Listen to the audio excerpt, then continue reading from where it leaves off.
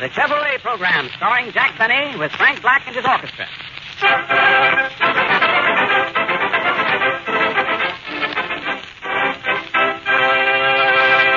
Frank Black opens the program with Charlie's Home.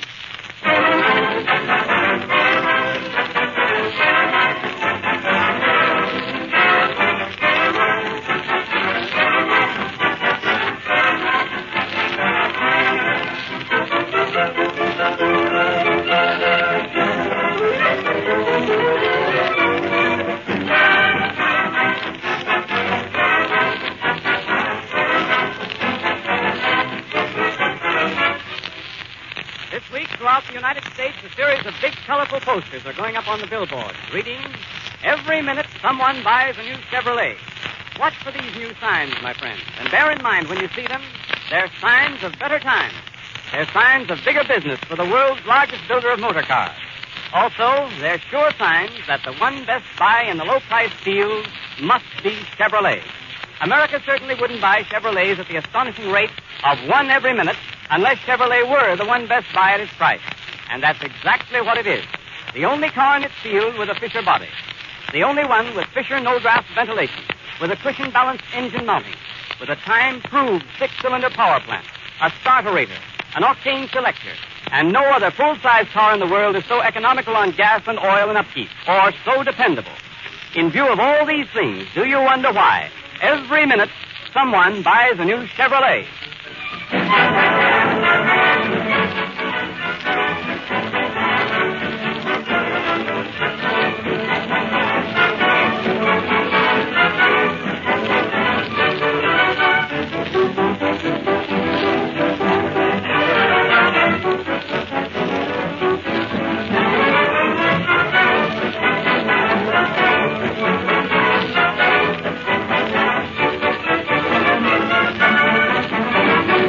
And now, Jack Benny.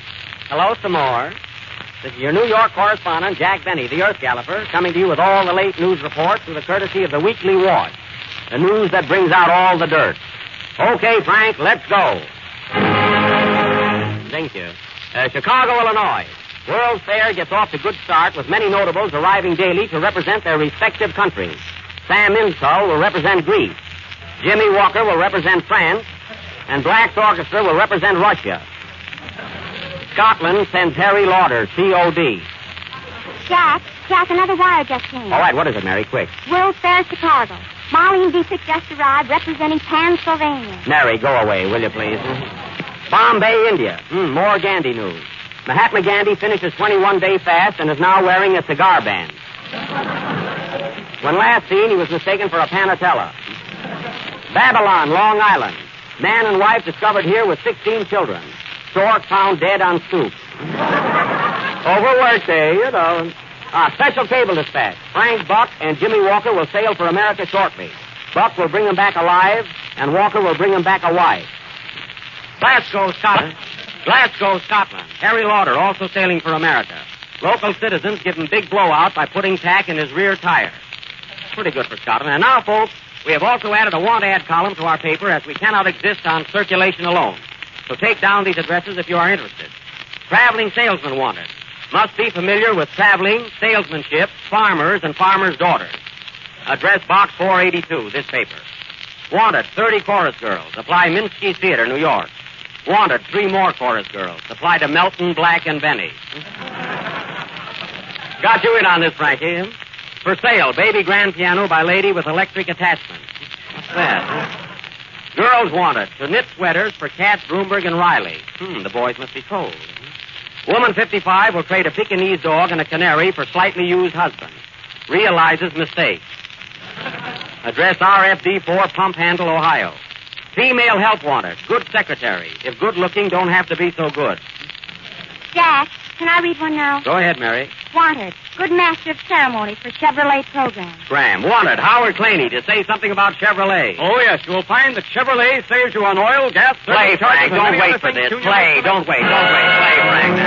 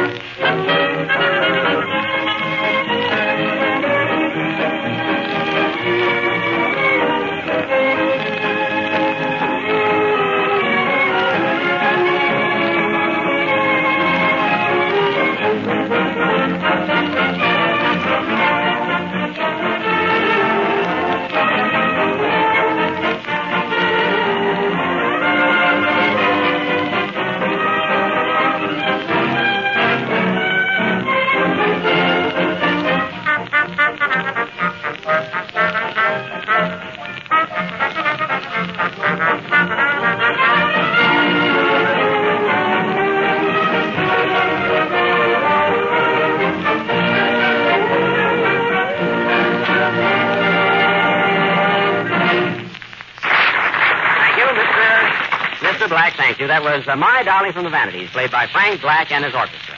And now, ladies and gentlemen...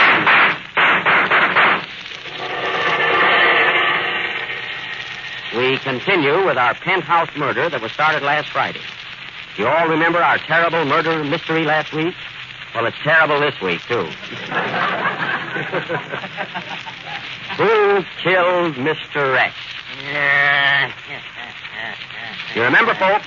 Mr. X was killed in his penthouse a week ago tonight between 8 o'clock and the bathroom. And the only clue found was a hot dog running away from a stand in Coney Island. You may also remember that during the trial, we were unable to place the guilt where it belonged. Garbo had to go home, Mae West had a date, and the other prisoners were not interested. So it still remains a horrible, unsolved mystery. Who killed Mr. X? I said, who killed Mr. X? Oh, pardon me. Watch those cues. Now, what could have been the motive for this crime? Let us analyze it. Mr. X was the landlord of 3 apartment houses, so you see he had no enemies. He lost every cent in the market, his wife was pressing him for back alimony, and he had incurable rheumatism, so there was no reason for suicide. Now, what was it? How old was he, Jack? 95. Then he did not die of old age. Neither will you, Mary. What did he have to suffer the night of the crime? Liver. Then it couldn't have been a heart attack. No, Mary, it couldn't. A pipe was pulled out of his mouth, and he was examined carefully. What kind of a pipe? A gas pipe. Oh, well, a little gas never hurt anyone. I know. Well, anyway, folks, we've had 2 detectives working on this case. Detective Melton, you've been out on this case a week. Yes, sir. What have you found? I found a place where you can get a sandwich and a glass of beer for a nickel. Mary, take down the address, but that doesn't help solve the mystery. Detective Claney, what did you find? I find that every minute of the day someone buys a Chevrolet. Well, now we're getting someplace. After all, that's what we're here for.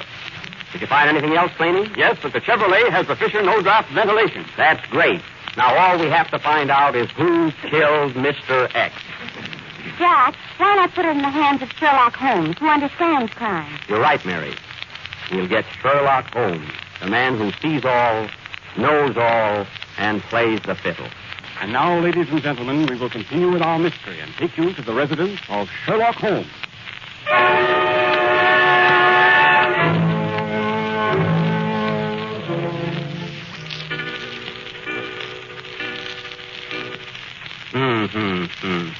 A 7:15. Only 1 more hour until 7:45. And just an hour ago, it was 6:15. What a strange world. Answer that, Mary. I'm not in. Hello. You want to speak to Sherlock Holmes? Yes, this is Sherlock Holmes, but Sherlock isn't home. He's working on a case right now. Yes, he's on his last bottle. What is it, Mary? It's about that penthouse murder of Mr. X. They want you to start working on it at once. Oh, yes. I was expecting that case. Tell him I'll take it. Hello. Mr. Holmes just came in and said he'll take the case. Tell Mr. X not to worry. Goodbye. Mary, call in Dr. Boston. We have work ahead of us. Mr. Sherlock, I hate to ask you this, but can I draw 5 shillings to payday? That's elementary, Mary. I get it, Sherlock. Sherlock to you. Call Dr. Watson. Dr. Watson, the boss wants you.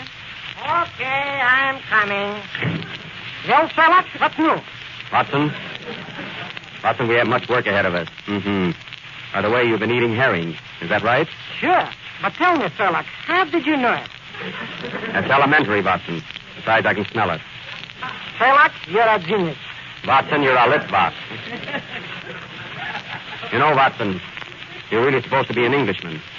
Well, I say, Mr. Holmes, I'll try, you know. I like the other dialect better. All right. What do you want? Watson, we have a strange mystery to solve. Mr. X was killed in his penthouse, and we start working on the case today. All right, but before we start, why don't you eat something? You're always working. Now, I just made some nice homemade soup. What kind of soup? I made some chicken, vegetable, and noodle. Which do you want? Quick, Watson, the noodle. We leave, Watson. We leave for the Empire State Building in 10 minutes. The Empire State Building. Pack your bag and hand me my violin. I've got a lot of thinking to do. I must think.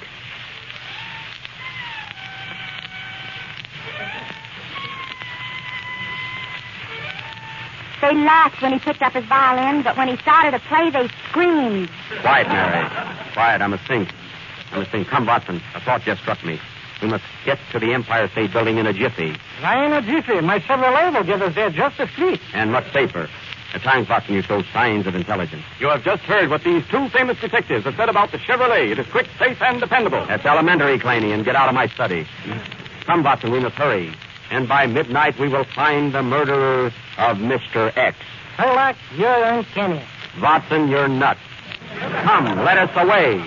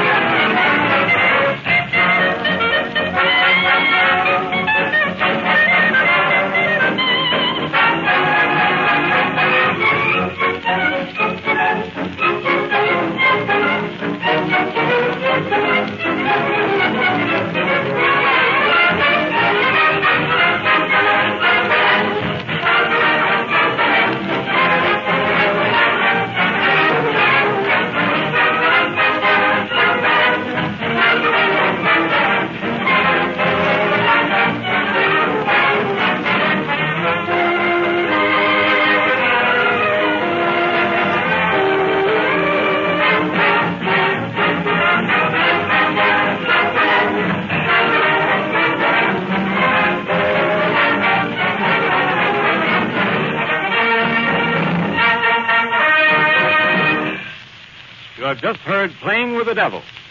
And now we take you to the lobby of the Empire State Building, where we meet Sherlock Holmes and Dr. Watson.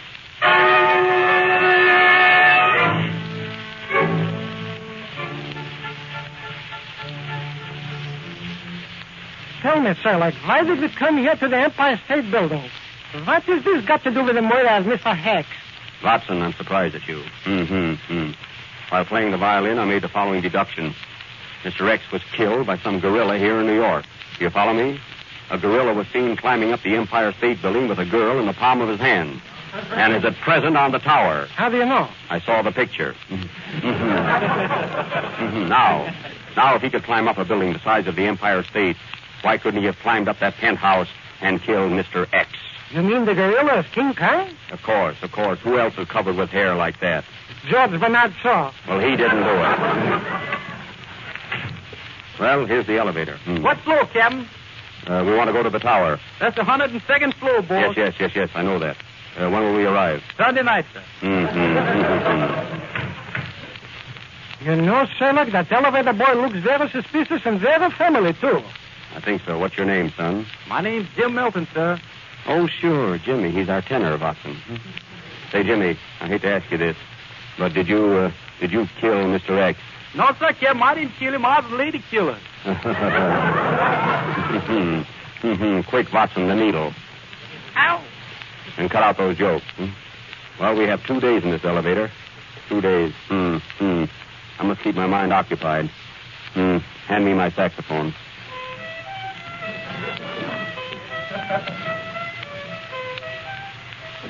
That was Stormy Weather, brought to you through the courtesy of the Chevrolet Motor Company. 102nd floor. All out. Sunday got here quick. Now be careful, Watson, and very quiet. Very quiet. Please follow me around the edge of the roof. We must use our wits and trap him. This fellow King Kong is the biggest creature you have ever seen. He eats elephants like you eat salami. With mustard? That's elementary, Watson. Come, follow me. What's that? The drummer just dropped the cymbal. Frank, keep the boys quiet, will you? Just a moment. Watson, don't move. It's so dark up here. Why didn't we come up here in the daytime? Quiet. Go ahead. I'm right behind you. I'd sooner be behind you. Watson, look. Look carefully. Carefully. You see that figure standing there in the doorway? Yes. Look. Somebody is handing him some money. Oh, that's Al Smith. He runs this building and he's collecting the rent. Hello, Al. You're wrong again, Watson. What is that, Sherlock? That's King Kong. He's here, all right. Keep down, Watson. He mustn't see us. Be careful, Sherlock. I think he sees us. Grab him, Watson, and don't let him get away. Thank you. Look. He's got the girl right in the palm of his hand. It looks like Mary Livingstone. Wait. It is Mary. Mary, what are you doing there with King Kong? There's something in his eyes that makes me realize he got me in the palm of his hand. The thrill of his caress. Mary, we must rescue Mary from that brute. I'm not afraid of him. Hey, King Kong. What's the idea of climbing buildings and carrying women with you? Well, it's Doodles for sport, and I just love the fresh air. Is that King Kong? I'll get him. Wait, Watson. It may be a trick. Now, look here, Kong. You've been climbing buildings, dragging people out of their beds and murdering them.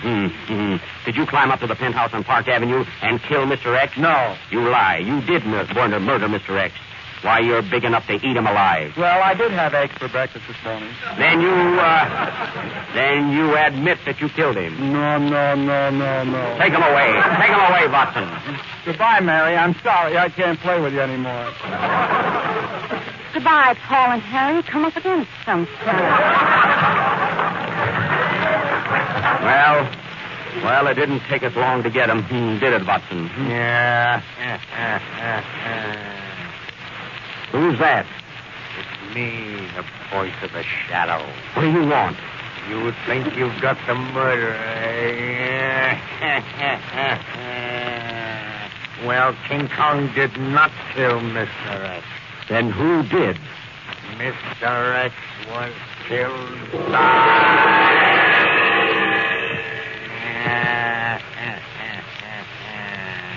Ladies and gentlemen, this mystery will be continued next Friday night. But there's no mystery about the Chevrolet motor car. It's the best buy in America today and the nation's choice. Play, Frank.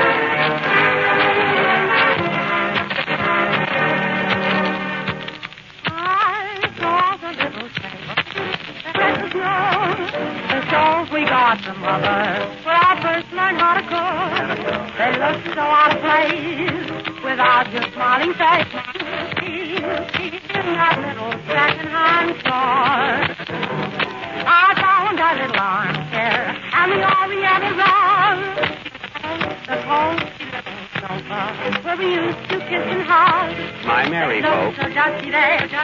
And no one can compare in a little second-hand store.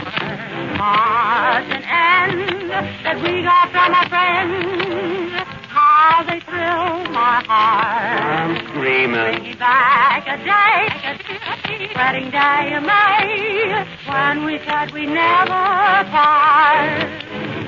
I seem to hear them whisper, you're to blame for you did wrong. Why don't you kiss and make up, take us back where we belong?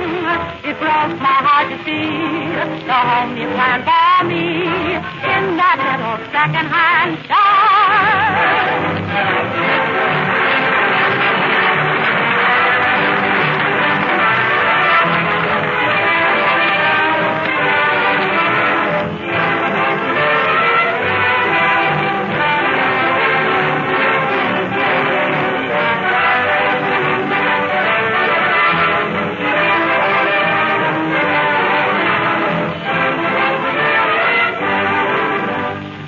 Whenever you see or hear the figures 445 FOB Factory, always think, my friends, of Chevrolet, of the new Chevrolet Standard 6, the car that made $445 famous, of the smart, fast-stepping Chevrolet that gave a new meaning to 445 by giving so many wonderful new features for that wonderful low price.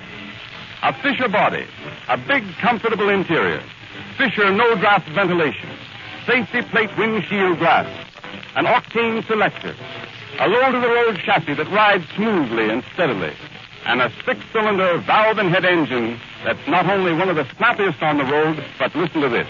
Some Chevrolet Standard 6 owners report gasoline mileages as high as 26 miles to the gallon, and nearly all of them are getting between 18 and 24, depending on how they drive.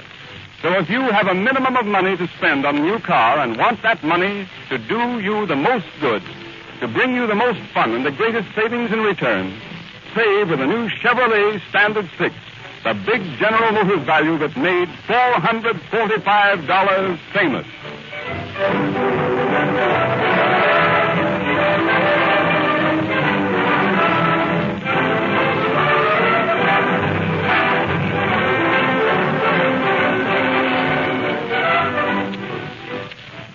Well, folks, this concludes our program for tonight. Be sure and listen in next Friday. Try and figure out for yourself who killed Mr. X. Mary, hand me my violin. I must sing.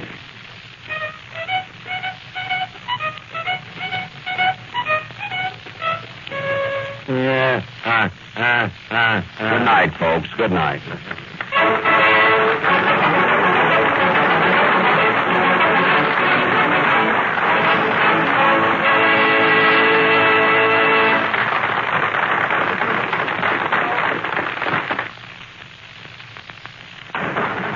This is the National Broadcasting Company.